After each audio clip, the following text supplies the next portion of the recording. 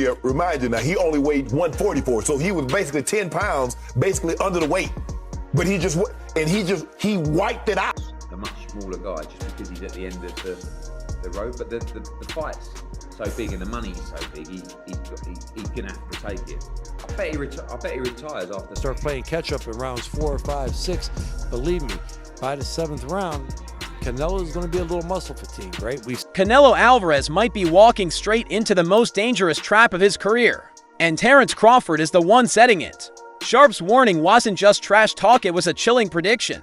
That Canelo's speed, power, and pride won't be enough this time. Forget a simple loss, this could be the fight that ends his reign. You ever thought about that? I always say like 37 is good time to go. It's not because I can't be in the boxing anymore, but you know, sometimes you need to do something else. So I'm being in October I turned 20 years as a professional fighter. So it's been a lot of years. So the same once shattered his aura, and with whispers of retirement already on the clock, might be ticking faster than anyone. Eddie Hearn, the man who's been in Canelo Alvarez's corner for years, just dropped a bomb that's got the boxing world buzzing. This showdown with Terence Crawford might be Canelo, and when Hearn says it, you listen. He's been there through every chapter, title fights, pound-for-pound debates, and those legendary nights under the lights. He's seen the grind, the miles on the body. See that fight now differently based on how Canelo performed against Skull Eddie? A little bit, yeah. Yeah? Oh, wow. It wasn't just the fact that he couldn't cut the ring off. I just feel like the timing now, the age, Canelo is amazing. I mean, not just because of his ability and what he's accomplished, but the fact that he still has the desire for those training camps and those fights. But I just feel like that desire might be fading a little bit.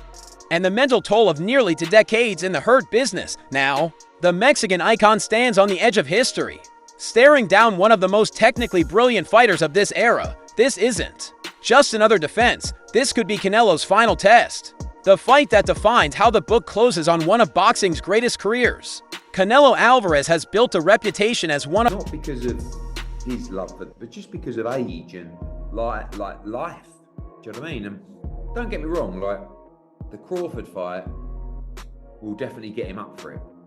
But I was actually watching that fight thinking I wouldn't be surprised if he retired and actually didn't fight Crawford, because I don't think he'll want to lose to Crawford, a much smaller guy, just because he's at the end of the road. But the fight's so big and the money's so big, he's going to have to take it.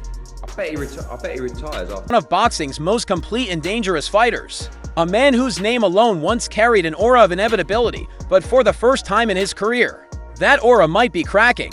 His recent performances, particularly more notably against William Skull, have given boxing analysts and fans something to think about, and not all of it is flattering. Now, the man said, now what's most good, say you're not going to beat me. So I'm telling you, I guarantee I'm going to beat you. So you know what I'm saying? That's how Crawford is. That's how he feels. He believes in his heart. And you can tell it. You can look him in his eyes. You know what I mean? And a lot of people believe that Crawford will win this fight.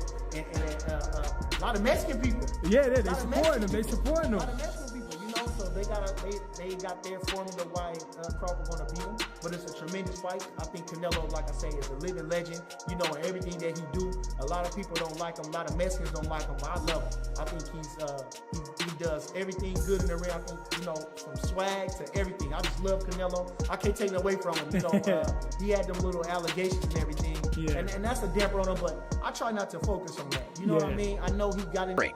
For years, Canelo's fighting style was defined by surgical precision, crushing counterpunches, and a defensive head movement that left opponents swinging at shadows. But against these recent opponents, cracks began to show. His combination with the baddest guys, the toughest guys, and he came through with flying colors. So I give him all the credit, going up there fighting Bivol when nobody knew who Bivol really wasn't paying attention to him. That man was a 25-year-old champion, the reigning champion, title defense under his belt, and young and good. And Canelo fought him, so you know what I'm saying? That was a challenge. You feel me? Had the height, had the reach, had a lot of, you know what I mean? So I give Canelo number of credit. I thank him for allowing us to get this fight. And you see what Crawford said. I didn't get to get, Canelo got to fight these guys with the names. I didn't necessarily get to fight all the guys with the names when I wanted to.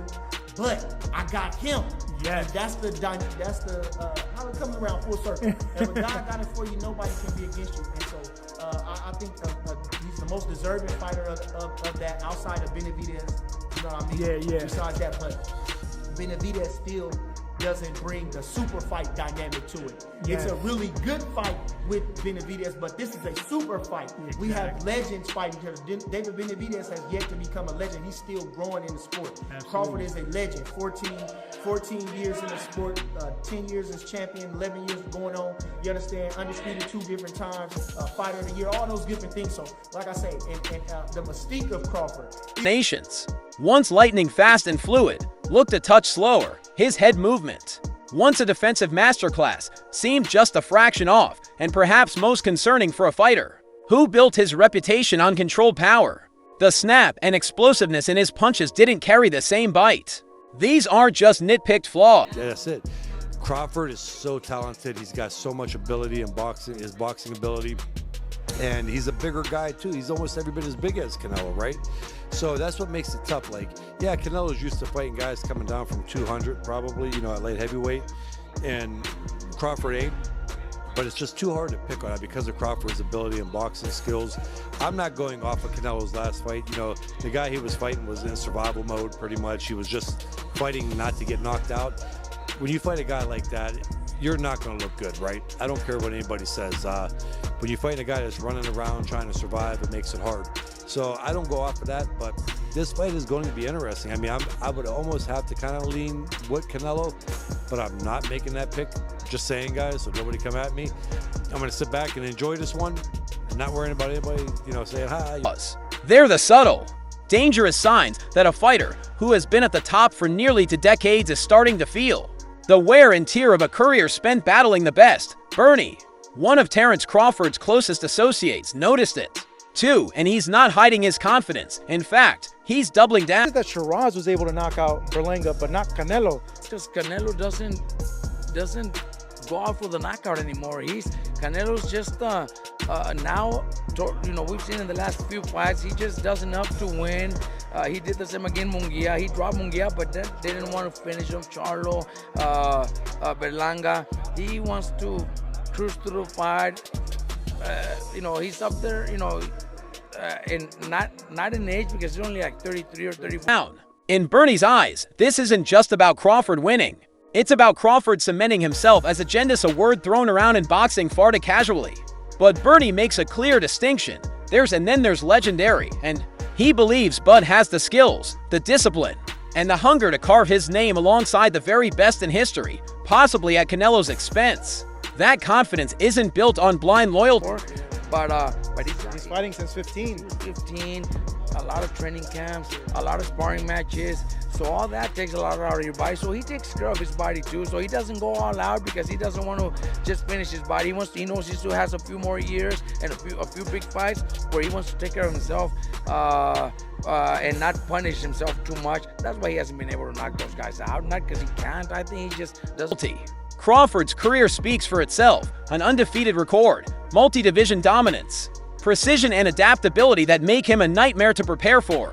While Canelo has had to adapt his style in recent years to conserve energy and outpoint opponents, Crawford seems to get sharper as the rounds go on. His footwork remains razor clean, his timing nearly unmatched, and his ability to switch stances seamlessly in the middle of exchanges. Love for boxing. Love Who boxing. gonna win the fight, man? That's coming up, the biggest fight in boxing. Crawford. Huh? Crawford. I'm not hesitating. Crawford. I'm not even hesitating. Crawford. You gonna stand on that all the way to September 13th? I love Canelo. Crawford will beat Canelo. Crawford will beat Canelo by decision. I can't see anybody knocking out Canelo Alvarez. But I do believe that if you can box and you can move, that you can beat Canelo. Makes him unpredictable, something Canelo hasn't faced at this level in years. But perhaps the most surprising shift isn't happening inside the ring. It's happening in the stands. Canelo has always been the pride of Mexico, He carried the weight of the nation on his back.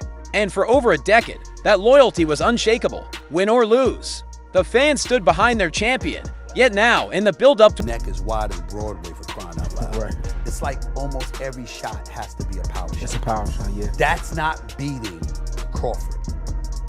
I will confess, I think Gervonta Davis's trainer, Cal, I think he said this. He said Crawford could find himself in trouble if he decides to engage with Canelo, because Canelo is the naturally bigger, strong fighter. And I don't care that Crawford's gotten bigger, and I don't care that Crawford's gonna go in there just as big as Canelo. Canelo is accustomed to fighting at the weight, and Crawford is not. And Canelo is a genius in this regard. You don't see him show up to a possible clash with Crawford. Some of those same die-hard supporters are looking elsewhere. It's not betrayal, it's recognition.